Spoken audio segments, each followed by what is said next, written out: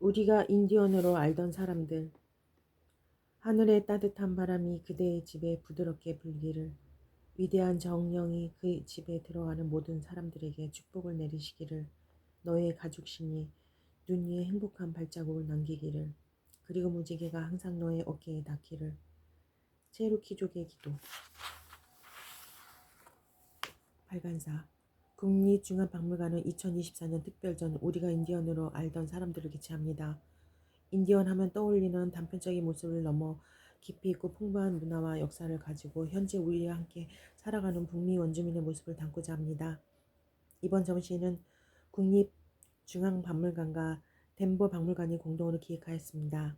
덴버 박물관은 미국 콜로라도주 덴버시에 위치한 박물관으로 북미 원주민을 포함하여 남미, 유럽 미술 등 약 7만여 점을 소장한 미국 중부의 대표 박물관입니다.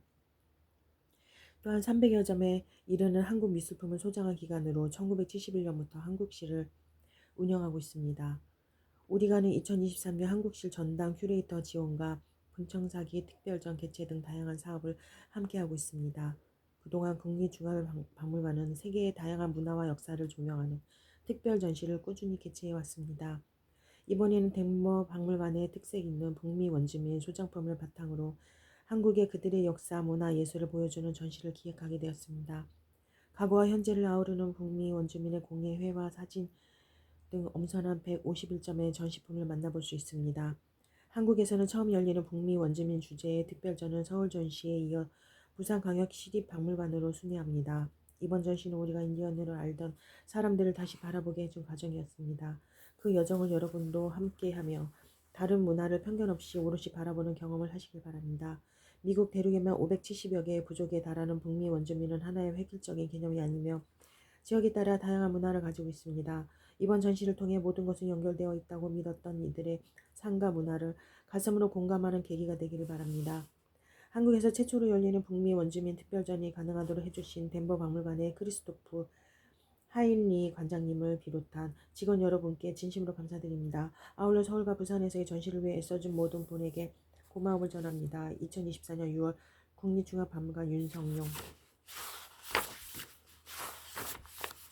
날이 밝으면 태양이 당신에게 새로운 힘을 주기를, 밤이 되면 달이 당신을 부드럽게 회복시켜 주기를, 비가 당신의 근심 걱정을 모두 씻어 주기를, 산들바람이 당신의 몸에 새로운 활력을 불어넣어 주기를, 당신이 이 세상을 사뿐사뿐 걸어갈 수 있기를, 당연히 살아있는 동안 내내 그 아름다움을 깨닫게 되기를. 아파치 족의 기도.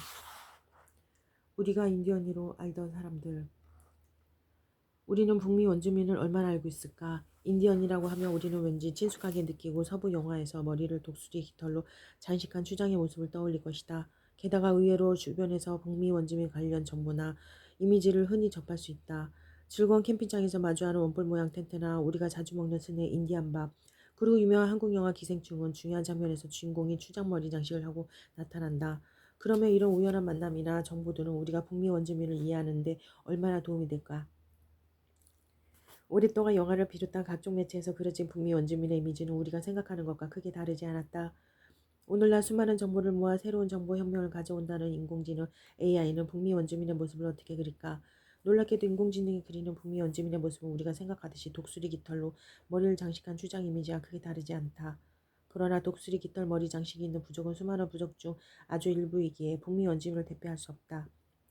우리가 사는 땅 크기의 42개가 넘는 넓은 미국 땅에서만 570여 개가 넘는 부족이 살고 있으니 말이다. 또 그들은 부족마다 다른 언어를 쓰며 울창한 산림지대나 건조한 초원지대처럼 서로 다른 주변 환경에 어울리는 다양한 문화를 갖고 왔다. 이처럼 우리가 잘 알지 못하는 문화를 전시로 풀어내는 과정은 쉽지 않았다. 무엇보다 그들은 오늘날 우리가 같은 시대를 사랑한다. 이러한 막연함 속에서 먼저 그들이 어떤 사람인지 알고자 관련 전문가를 초청하여 내부 포럼을 개최하였다. 우리가 원주민을 잘 이해하려면 포럼에서 발표하는 전문가들을 다양한 분야에서 선정할 필요가 있었다. 이번 전시의 포럼은 역사를 고증하거나 자문하던 기왕의 포럼 방식에서 벗어나 영화나 문학처럼 다양한 분야에서도 의견을 받아 그들의 문화를 이해해 보려고 하였다. 북미 원주민에 대한 내부 포럼이나 관련 자료 조사 등 전시를 준비하면서 깨달은 점은 그들을 하나의 획일화한 개념으로 볼 수 없다는 사실이다. 우리의 단편적 인식은 유럽에서 이 땅으로 건너온 이주민들의 시선에서 비롯한다. 그들이 그려내는 북미 원주민의 모습은 계속 알려지고 소비되었지만 정작 북미 원주민 스스로 내는 목소리는 잘 듣지 못했다. 이번 전시는 북미 원주민이 어떤 사람들이고 그곳에는 어떤 문화가 있는지 균형 있는 시각으로 소개하려고 한다. 그렇게 고민한 결과는 전시 제목에도 반영되었다. 제목을 정하는 과정에서 줄곧 염두에 둔 문제의식은 우리는 북미 원주민을 얼마나 알고 있을까였다. 우리는 북미 원주민을 뭉뚱그려 인디언이라고 불렀다. 인디언이란 말은 1492년 콜럼버스가 이 땅에 상륙하여 만난 원주민을 부르던 용어에서 비롯했다. 그러나 그가 인디언이라고 부른 이유는 이 지역이 인도라고 착각했기 때문이다. 인디언이란 말은 처음부터 잘못 판단한 데서 시작되었다고 할 수 있다. 그럼에도 이 말은 오랫동안 편의상 부족 모두를 아우를 때 사용되었다. 하지만 그들은 라코타, 체로키, 나바호와 같은 부족 명칭이 있기에 하나의 명칭으로 아울러 부르기보다 부족 이름으로 불러주기를 원한다. 오늘날 북미 대륙의 원주민을 부르는 이름은 여러 가지인데 미국에서는 네이티브 아메리칸, 아메리칸 인디언, 인디저너스 피플, 북미 원주민이라 하고 캐나다에서는 퍼스트 네이션즈, 선주민, 부족국가, 에버리지널 피플 또는 인디저너스 피플이라며 영국에서는 대개 아메리칸 인디언이라고 한다. 이들이 언급한 명칭에서 네이티브는 원주민은 아니지만 그 땅에 태어난 사람도 포함할 수 있으며 인디언이라는 명칭은 앞서 이야기했듯이 잘못된 정보에서 비롯된 말이다. 그렇게 이번 전시에서 우리는 북미 원주민이라는 말을 사용한다. 북미의 다양한 부족을 아우르며 오래전부터 그곳에서 살아온 사람들을 존중하는 의미에서 사용할 수 있는 최선의 용어라고 판단하기 때문이다. 하늘과 땅에 감사한 사람들,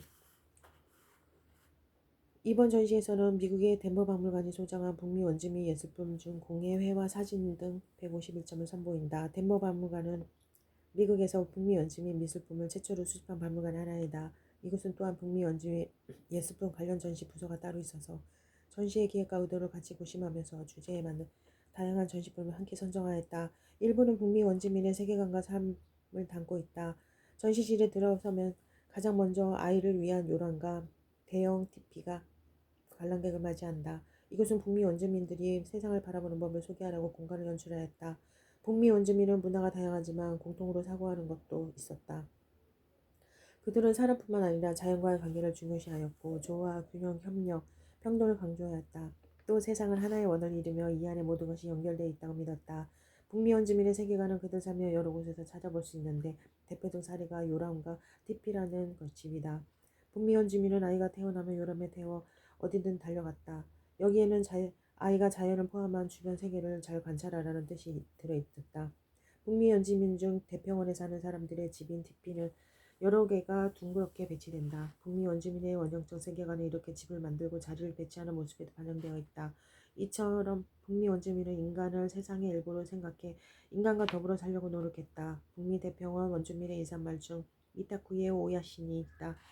우리는 모두 서로 연결되어 있다는 뜻이다. 이처럼 북미 원주민에게는 오래전부터 전해오던 지혜로운 말들이 있다. 북미 원주민의 소중한 유산이 이 말들은 입에서 입으로 전하는 구두 문화이다. 전시실 안에 마련된 공간에서 잠시 여유를 가지고 북미 원주민에게서 삶의 지혜를 듣는 기회도 놓치지 말기를 바란다. 현재 북미 원주민이 사는 미국과 캐나다는 면적이 넓은 만큼 기후도 다양하다. 다양한 기후와 지리적 특성은 그들이 살아가는 방식에 영향을 주고 때로는 경계를 지켜야 하여 부족마다 다채로운 언어와 풍속을 가지게 하였다. 이를 고려할 때 오늘날 그들의 문화권은 북극, 아북극, 북서해안, 고원, 캘리포니아, 대분지, 남서부, 태평원, 북동부, 남동부 등 10개 지역으로 나누어 살펴볼 수 있다. 전시는 다양한 환경에서 자연을 소재로 만들어낸 공예품을 보여주고자 지역별로 나누어 소개한다. 관람객이 전시실에 들어오면 큰 원 안에 들어온 느낌이 들 것이다. 공간을 원형으로 디자인해 다양한 환경에서 사는 북미 원주민의 모습을 자연스럽게 구분하면서 그들의 원형 세계관을 시각적으로 드러내고자 했다. 전시되는 공예품 중에는 현대 작가들의 작품도 작지 않다. 북미 원주민 공예 출신 공예가들이 재현한 이 작품들은 전통적 가치를 지키고 계승하려는 그들의 노력을 잘 보여준다. 이번 전시에서는 국립중앙박물관 어린이 박물관과 함께 어린이를 데리고 온 가족이 같이 즐길 수 있는 체험활동도 준비했다. 입구에서부터 북미 원주민 문화와 관련 있는 다양한 질문을 마련하였다. 참여자는 답을 찾으며 북미 원주민 문화를 차츰 알아가게 되고 그 결과로 북미 원주민 마을을 함께 꾸며볼 수 있다. 또 다른 세상과 마주한 사람들. 2부에서는 또 다른 세계관 속에서 살아가는 사람들과 마주한 북미 원주민을 다룬다. 북미 대륙에 처음 정착한 이주민들은 원주민과 접촉한 초기부터 그들의 눈으로 원주민을 이해하려고 했다. 그림이나 사진에는 그들의 시선이 잘 남아있는데 그중 사진작가 에드워드 S. 커티스가 남긴 사진 4만 여 장이 유명하다. 이 자료는 당시 이주민들을 원주민을 어떻게 보았는지를 잘 보여준다. 그는 원주민의 외모, 복장, 생활 방식을 촬영하였는데 그들이 처한 현실에 관심을 보이기보다 사라질 위기에 놓인 문화를 기록한다는 마음으로 북미 원주민의 모습을 카메라에 담았다. 이번 전시회는 에드워드 커터스가 촬영한 사진과 함께 대조적인 시각에서 촬영한 사진도 소개한다. 카메라의 시선에 따라 어떤 의미가 담기는지 비교하면 살펴보기를 바란다. 이주민들은 초기에 북미 원주민을 아름다운 풍경화처럼 낭만적인 모습으로 그렸다. 그러나 서부를 개척하는 과정에서 갈등이 점점 커지자 북미 원주민을 묘사하는 모습도 바뀌었다. 서북을 소재로 한 영화나 그림에서는 북미 원주민을 악당으로 표현하거나 원시적인 야만인을 묘사하였다. 이와 다르게 북미 원주민은 이주민과의 갈등을 주제로 한 그림에 그들의 시선을 담았다. 또 그들이 처한 현실과 고민을 그림, 사진, 공예와 같은 작품에 드러냈다. 이번 전시에 출품된 여러 작품은 북미 원주민이 과거의 사람이 아니라 현재를 살아가는 사람임을 전하고 그들이 자신을 어떻게 바라보는지를 전한다. 더 알고 싶은 분들을 위한 길잡이. 이 도록에는 북미 원주민 문화를 이해하는 데 도움을 주고자 전시품 설명 글은 물론 다양한 저자들의 글 13편을 함께 수록하였다. 이 글들에는 우리가 북미 원주민 문화를 이해하고자 만난 여러 전문가뿐만 아니라 북미 원주민 예술가들의 목소리도 함께 담았다. 덴버 박물관 원주민 미술부 큐레이터 존 루카빅은 인디언부터 원주민까지라는 글에서 북미 원주민 명칭의 변천사를 다루었다. 이 글은 우리가 그들을 부르는 용어가 담고 있는 의미와 중요성에 대해 생각할 거리를 준다. 일부 하늘과 땅에 감사한 사람들에서는 각 장의 주제에 원리는 글 여러 편의 전시품과 함께 구성하였다. 먼저 영문학자이자 시인이 정은기 교수는 세상의 빛이 꺼져갈 때 우리의 노래가 흐르는 나는 그래서 원주민 작가들이 쓴 시를 바탕으로 문학에 담긴 원주민의 세계관을 소개했다. 북미 원주민의 다양한 전통문화에 대해 고고학자 이현우는 북미 원주민의 말과 말가춤, 원주민 작가 D.Y. 비게이와 디아니 화이트호크는 각각 나파호족의 직조, 전통과 북미 원주민 의상을 소개했다. 북미 원주민 공동체를 이어주는 중요한 종교, 문화는 종교학자 유기쁨의 글이 도움이 될 것이다. 2부 또 다른 세상과 마주한 사람들에게서는 사진과 영화 그리고 회화의 측면에서 북미 원주민을 살펴본 글들을 함께 실었다. 평론가 조던 아메리카니와 덴버 박물관 사진 담당 킴벌리 로버츠는 각각 흔적과 부재, 에드워드 S. 커터스의 사진 예술, 사진에서 진실과 저자의 문제란 주제로 영화평론가 김철웅이 영화는 북미 원주민들의 목소리를 어떻게 담아내야 할까라는 주제로 글을 썼다. 북미 원주민의 정체성을 이해하는 데 도움이 되는 글들도 있다. 역사학자 문영준은 서로의 전쟁에서 같은 나라를 위한 전쟁으로라는 글에서 미국 역사 속 전쟁에서 북미 원주민은 어떤 역할을 하였는지 살펴보았다. 원주민 작가 그레그 딜은 북미 원주민 운동가 러셀 민스를 소재로 하는 초상화의 의미를 다루었으며 국립중앙가만과 학예연구사 김승익은 북미 원주민 미술 타지에서 주체로라는 주제로 글을 썼다. 마지막으로 우리를 포함해 전 세계적으로 북미 원주민에 대해 잘못된 인식이 언제부터 어떻게 이루어졌는지 살펴보자 역사학자 양홍석 교수가 미국 서부와 북미 인디언 그 상상의 지리학이라는 주제로 글을 썼다. 전시 기간에는 북미 원주민을 이해하는 강연 등 여러 행사를 펼친다. 가장 주목되는 것은 대법 박물관의 원주민 출신 큐레이터 다고타 호스카를 초청해 북미 원주민의 흥미로운 이야기를 관람객과 함께 나눈 행사이다. 또한 도력에 도움이 되는 글을 써준 전문가 4분이 북미 원주민의 문학, 종교, 문화, 영화를 주제로 대중 강연을 연다. 좀 더 깊이 있는 지식을 원하는 분들을 위해 한국, 미국 사회학의 공동으로 북미 원주민에 대한 공동학술대회도 개최한다. 한편 이번 전시는 지방순회 전시도 함께 개최한다. 국립중앙박물관은 중앙에 편중된 문화 향유 기회를 지역으로 확대하고자 다양한 노력을 하고 있다. 이를 위해 서울 전시가 끝난 후 부산광역시립박물관에서 순회전을 개최하여 지방 관람객들과 만나는 뜻깊은 시간을 마련한다. 북미 원주민 문화와 그들의 이야기는 오늘을 살아가는 우리에게 어떤 의미가 있을까? 우리가 눈여겨볼 점은 자연과 동물을 포함해 조화와 균형, 협력 등을 강조하며 주변을 대하는 그들의 세계관이다. 오늘날 우리는 개인적으로 물론 집단 사이에서도 수많은 갈등 속에 살고 있다. 이러한 갈등을 해소하는 방법으로 북미 원주민의 관계를 중요시하는 삶의 지혜에 귀 기울여보는 것은 어떨까? 이번 전시가 우리에게 익숙한 듯하지만 낯설게 다가왔던 북미 원주민 문화를 새롭게 아는 계기가 되기를 그들의 생각에 조금이나마 공감하는 시간이 되기를 희망한다. 인디언부터 원주민까지 북미 원주민 명칭의 변천사. 미국 정부는 본토의 48개 주와 알래스카 주에 있는 574개 부족 주권국가의 원주민을 공식적으로 인정하고 있다.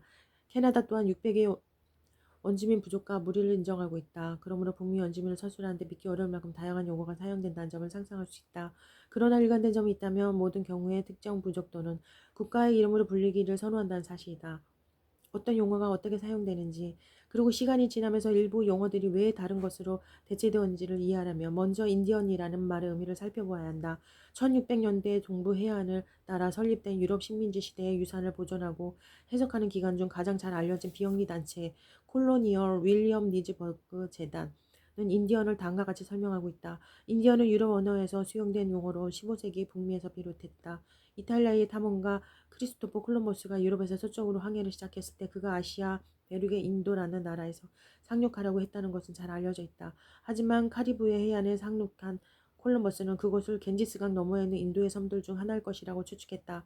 따라서 콜럼버스와 포르투갈 식민지 주민들은 그곳의 원주민을 포르투갈어로 인도인을 뜻하는 인데오스라고 불렀다. 인도이라는 말은 1400년대 후반 미국의 법률에서 성문화되고 정의되었다.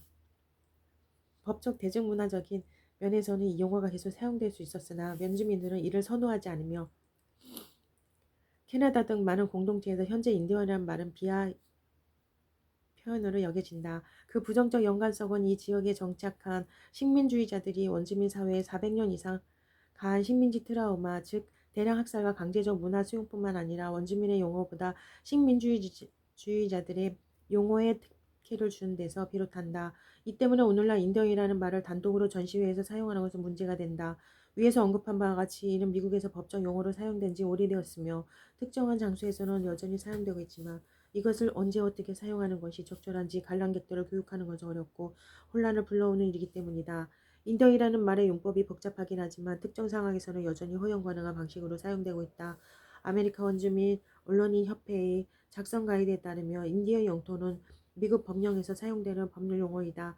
그것은 보호구역의 아메리칸 인디언들에게 영향을 미치는 범죄에 대한 연방 및 부족의 관할권을 넓은 의미에서 정의한다. 하지만 이 말은 보호구역 부족의 관할권 안에 있는 땅과 아메리칸 인디언이 사는 구역을 설명하는 대중적 용어이기도 하다. 또한 미시시피의 촉토 인디언처럼 특정 부족의 공식적인 이름이나 인디언 사무국, 인디언 예술공예위원회와 같은 정부 기관의 명칭, 용어와 관련해 최근에 변화가 있기 이전에 설립된 덴버 인디언 센터와 같은 원주민 단체의 이름에도 이 말이 사용된 것을 볼 수 있다. 과거의 용어들, 유럽 식민화 이전부터 지금까지 원주민 부족들은 언제나 고유의 언어 안에서 자신을 지칭하는 이름들이 있었다. 하지만 식민화 이전에는 모든 원주민을 통칭하는 일반 명사는 존재하지 않았다. 왜냐하면 원주민들이 자신들을 하나의 동족 집단으로 보지 않았기 때문이다. 종종, 러나피 같은 개별 부족의 이름으로 긴자 사람들 또는 사람들로 번역된다. 유럽에서 온 개척민들은 원주민 공동체와 상호작용하면서 원주민의 이름을 잘못 이해해 조악한 이름으로 바꾸었고 그것이 보편적으로 사용되는 용어가 되었다. 예를 들어 스페인어로 주니는 자신들을 순니치라고 부르는 푸에블로 부족에게 스페인 개척자들이 붙인 이름이다. 또는 개척자들이 특정 원주민 그룹을 그들의 이웃이나 적이 사용하는 이름으로 부르면서 모욕적인 이름이 적용되기도 했다. 예를 들어 수라는 이름으로 다른 부족인 오지부아족이 붙인 짧은 이름으로 작은 밤이라는 뜻이고 이로쿼이라는 이름은 엘곤킨이라는 다른 원주민의 언어에서 유래한 말로 방울뱀을 뜻한다. 또 아라파오라는 부족 이름은 원래 파니족의 이름으로 상해를 의미한다. 앞서 언급했듯이 식민지 개척자들이 사용한 일반적 용어 인디언은 수백 년 동안 대중적으로 사용되어 왔고 미국의 법률 용어로도 자리 잡았다. 이에 비해 아메리칸 인디언이라는 말은 역사적으로 드문드문 사용되었다. 오늘날에는 아메리칸 인디언이 일부 지역에서 모든 지역에서는 아니지만 널리 사용되는데 이 말은 1650년에 처음 등장했다. 토착 미국인을 뜻하는 네이티브 아메리칸, 즉 아메리카 원주민이라는 말은 1700년대 말에 등장했지만 1960년대 미국 사회에서 행동주의와 비원주민 동맹이 부상하면서 때때로 사용되기도 했다. 그러나 원주민 공동체 안에서 덜 사용하게 되면서 오늘날 이 용어는 원주민 사이에는 별로 쓰이지 않고 좀 더 나이 든 세대의 비원주민 동맹에서 더 많이 사용된다. 1970년대 캐나다 원주민들은 캐나다 안에 있는 여러 원주민 그룹에 칭하려고 퍼스트 네이션즈 선주민 부족 국가들이라는 용어를 사용했지만 이는 모든 그룹에 해당하는 것은 아니었다. 여기서는 원주민들이 모욕적이라고 여기는 인디언이라는 이름과 원주민 고유의 이름보다 식민지 이름에 특권을 주는 아메리칸이라는 용어를 이거했다. 몇 년 동안 다른 용어들이 쓰인 없다 없어지곤 했다. 1902년에는 미국 인류학협회 아메리칸 인디언의 줄임말인 아메리칸린드라는 용어를 만들었다. 캐나다에서는 1700년대부터 2000년대까지 에버리지널 피플, 캐네디언 인디언, 네이티브 캐네디언 등의 용어가 사용되었다. 이러한 용어들은 모두 다른 말로 대체되었으며 현재 일반적으로는 사용되지 않는다. 미국 국립 아메리칸 인디언 박물관에 따르면 네이티브라는 용어는 대개 미국 영토 내 원주민, 즉 아메리카 원주민, 하와이 원주민, 알래스카 원주민 등을 지칭하는 데 공식적으로나 비공식적으로 사용된다. 그러나 이 말은 구체적인 설명어, 즉 원주민, 원주민의 땅, 원주민의 전통 등으로 사용될 수 있다. 하지만 아메리카 원주민 언론인 협회는 이 용어를 선호하지 않는다. 그들은 이 용어를 사람보다는 미술이나 패션, 음악 등 유무형의 것들을 지칭하는 데 사용하기를 좋아한다. 다른 용어들과 마찬가지로 네이티브 피플도 구체성이 부족하고 서로 충돌하는 정의들로 혼란을 일으킬 수 있다. 네이티브가 아닌 즉 비원주민 사람들도 자신이 태어난 곳에서 자신을 네이티브라고 하기 때문이다. 인디저너스라는 용어는 전 세계에서 오랫동안 존재해왔지만 최근 몇 년간 북미에서 더 인기 있는 용어 중 하나가 되었다.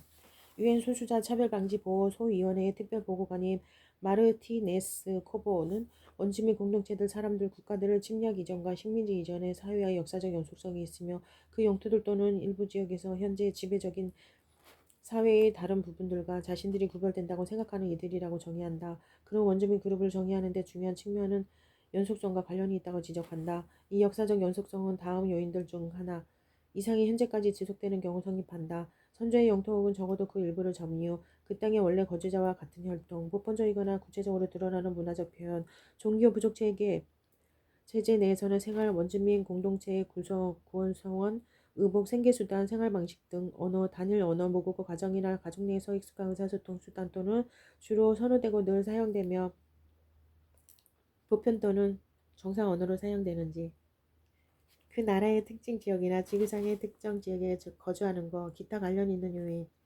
코보는 마지막으로 다음과 같이 분명히 밝히는데 이 말이 어떤 사람들에게는 가장 중요한 사항이기도 하다. 개인 차원에서 원주민 한 명은 자신을 원주민으로 규정하고 집단의식, 그러나 원주민 인구에게 그 일원으로 인정받고 받아들여지는 원주민 집단의 승인이다. 이로써 이들 공동체는 외부의 가정 없이 누가 그들에게 속하는지 결정할 권한과 주권을 보존하고 있다. 이 인정과 승인이라는 마지막 기준은 의미심장하며 미국과 캐나다에서 정체성에 대해 이의를 제기할 때 논란의 핵심이기도 하다. 논란 중 일부는 원주민 혈통이나 시민권을 주장하여 혜택을 받는 비원주민과 관련되어 있는데 이들은 종종 누구인 척하다를 의미하는 영어 단어 프리덴트와 인디언을 결합한 단어와 프리덴티언이라는 불린다. 한편 이 논란의 반대쪽에는 중남미 원주민 공동체의 후손들이 있다. 이들은 실제 원주민임에도 미국과 캐나다 정부 또는 미국, 멕시코 북쪽의 주권 원주민 국가들 중 어느 곳에서도 원주민으로서 인정받지 못한다. 아메리카 원주민이나 아메리칸 인디언 같은 일반적인 용어는 오늘날 사용해도 무방하지만 이는 미국의 부족에게만 해당한다. 즉 캐나다나 미국의 알래스카주와 하와이주의 부족에게는 해당하지 않는다. 퍼스트 네이션즈, 선주민 나라들의 퍼스트 네이션즈는 피플, 선주민 부족들 같은 용어는 캐나다 원주민에 적용되지만 메티스족이나 이누이트족에게는 해당하지 않는다. 또 퍼스트 피플스 선주민들, 나는 퍼스트 아메리칸, 미국 선주민같이 자주 사용되지 않는 용어들도 받아들여지고 있다. 하지만 퍼스트 퍼플스는 전 세계적으로 사용되는 용어이다 보니 정확히 어디 출신인지를 설명하지 못하고 퍼스트 아메리카는 미국을 인정함으로써 그 용어를 식민지 정책의 맥락으로 다시 돌려놓는다는 한계가 있다. 원주민의 선조들이 미국이라는 개념보다 앞서기 때문에 일부에서는 이 용어를 사용하는 데 반대한다. 원주민들, 북미 원주민들 또는 네이티브 북 아메리칸 같은 용어들도 모두 사용할 수 있다. 이들은 모두를 포함하는 가장 광범위한 용어이다. 이러한 용어들의 유일한 문제는 그 범위가 너무 넓다는 것인데 이들은 멕시코 원주민과 멕시코 남부의 다른 7개의 원주민 나라들 또는 심지어 전 세계 모든 원주민까지도 지시할 수 있다. 덴버 박물관의 북미 원주민 미술 컬렉션과 이번 전시는 미국, 멕시코 국경까지를 범위를 한다. 우리는 이 컬렉션에 사용되는 용어가 컬렉션의 범위보다 넓다는 것을 인정한다. 완전히 정확하지 않다는 것을 알지만 그럼에도 우리는 여전히 이 용어를 사용한다. 그것이 지금으로는 최선의 선택이다. 일반론적인 논쟁을 한들 결코 이 용어가 그것이 아우르는 의미를 모두 포함하거나 배제하지 못할 테니 말이다. 덴버 박물관의 원주민 미술부는 원래 인디언 미술부라는 이름으로 설립되었다. 우리는 원주민 공동체와 협력해왔으며 이 협력의 역사는 100년이나 되었다. 그동안 우리는 작품, 설명 카드와 갤러리 이름에 사용하는 언어를 계속 수정해왔다. 원주민은 과거에 묶여있지 않다. 그들의 문화와 언어, 관점은 지구상의 모든 문화와 마찬가지로 시간에 따라 진화하고 변화한다. 우리에게 가장 중요한 것은 우리가 함께 일하는 사람들에 대한 존중과 협업, 그들과 함께 변화하려는 의지를 갖고 그들이 선호하는 것들을 가치 있게 여기는 방식으로 그들에 대해 논의하는 것이다. 내 뒤에서 걷지 마라. 내가 이끌 수 없을지도 몰라. 내 앞에서 걷지 마라. 나는 따를 수 없을지도 몰라. 내 옆에서 걸어라. 우리 하나가 될 수 있을 테니. 유트족이면 하늘과 땅에 감사한 사람들. 북미 원주민은 거주 지역이 넓게 퍼져 있는 만큼 그들이 살아온 자연환경도 다르다. 북부는 춥고 남부는 건조하며 바다와 맞닿아있거나 초원이 펼쳐지기도 하고 산림이 울창한 지역도 있다. 이러한 기후와 지리적 특성은 그들이 살아가는 방식에 영향을 주고 때로는 경계를 짓게 하여 부족마다 다채로운 언어와 풍속을 간직하게 하였다. 북미 원주민은 다양한 거주 환경만큼이나 서로 다른 문화를 가지고 있지만 세상을 바라보는 관점은 같았다. 세상은 둥그런 원을 그리고 그 안에서 사는 사람, 동물, 식물, 심지어 무생물까지도 모두 연결되어 있다고 본 것이다. 그렇게 어느 한쪽으로 치우침 없이 조화와 균형을 이루는 삶을 중요하게 여겼다. 그들이 만든 옷과 그릇 등에서는 자연에서 영감을 얻은 무늬와 재료가 잘 보인다. 그들은 자연에서 무언가를 얻을 때 항상 하늘과 땅에 감사하였다. 또한 다음 세대와 주변 사람들을 위해 필요 이상으로 취하지 않았다. 공동체가 하나가 되는 춤과 의식은 북미 원주민의 세계관을 잘 보여주는 중요한 문화로 공동체가 하나로 이어지도록 해주었다. 세상을 바라보는 법. 북미 원주민이 생각한 우주는 하나의 원을 이루는데 이를 원형 세계관이라고 한다. 이는 공간에 대한 사고뿐 아니라 시간에 대한 개념에서도 나타난다. 과거, 현재, 미래가 직선이 아닌 원으로 연결되어 있다고 보는 것이다. 과거, 현재, 미래가 직선이 아닌 원으로 연결되어 있다고 보는 것이다. 그렇게 조상의 영혼도 조금 다른 상태로 현재의 우리와 함께 존재한다고 여겼으며 늘 다음 세대를 생각하는 삶을 살았다. 둥그런 세상 안에 모든 것이 서로 관계를 맺고 있다는 세계관은 그들이 흔히 하는 말에서도 드러난다. 북미 대표원 원주민의 인사말 중에는 미타쿠의 오야신이라는 것이 있다. 영어로 all my 번역되는데 이는 우리 모두 서로 연결되어 있어 라는 뜻으로 북미 원주민의 세계관을 잘 나타낸다. 이렇게 관계를 중시한 원주민들은 자연의 모든 것과 조화를 이루며 사는 삶을 강조했다. 특히 자연과의 관계 속에서 환경과 동식물의 미묘한 변화를 알아차리는 것이 중요했는데 이러한 생각은 계절의 변화를 담은 달력에 잘 드러난다. 북미 원주민의 12달 1, 2, 3, 4, 5, 6, 7, 8, 9, 10, 11, 12 2월 물고기가 뛰노는 달 위네바고족 모닥불 주변에 어깨에 어깨를 기대는 달 위사람족 3월 들소가 새끼 낳는 달 북부 아라파호족 마음을 움직이게 하는 달 딸기의 달 바람 부는 달 체로키족 10월 카누 타고 여행하는 달 위시람족 6월 산딸기 익어가는 달 하이다족 4월 옥수수 심는 달 엘곤킨족 위네바고족 곧 더워지는 달 카이오와족 8월 과일이 끝나는 달 열매를 따서 말리는 달 체로키족 사슴가족으로 만든 요람과 아기를 위한 목가신 북미 원주민에게 자연은 모든 것을 내주는 위대한 존재이다. 아이들의 가장 큰 스승은 자연이다. 이런 생각은 아이가 태어나면 태우는 요람에도 담겨있다. 원주민 공동체에서 가장 중요한 존재인 아이들은 얼굴만 내놓을 수 있는 요람에서 주변을 관찰하는 힘을 키운다. 갓난아기 때부터 자연을 바라보며 주변 세계를 관찰하고 자연의 기운을 오로지 눈, 코, 입으로 느낄 수 있도록 하였다. 요람은 말에 매거나 수직으로 세울 수 있게 만들어 아이들을 어디든 데리고 다니며 아이들이 공동체의 일원으로 일상적인 일과 의식에 참여하며 성장할 수 있게 했다.